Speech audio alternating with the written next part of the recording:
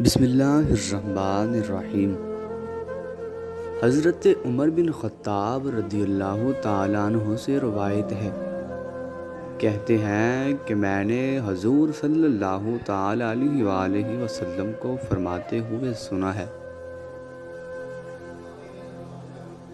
تمہارے پاس اویس بن عمر اپنے جان نثاروں اور چاہنے والوں کے ساتھ آئیں گے جن کا تعلق یمن کے قبیلہ مراد اور کرن سے ہے۔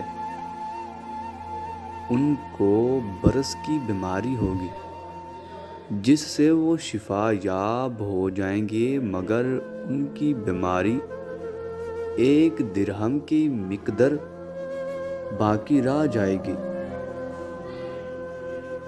وہ اپنی والد اور والدہ کے فرما بردار ہیں، اگر وہ کسی چیز کے بارے میں اللہ کے بھروسے پر قسم کھا لیں تو اللہ تعالیٰ اس کو ضرور پورا کریں گے۔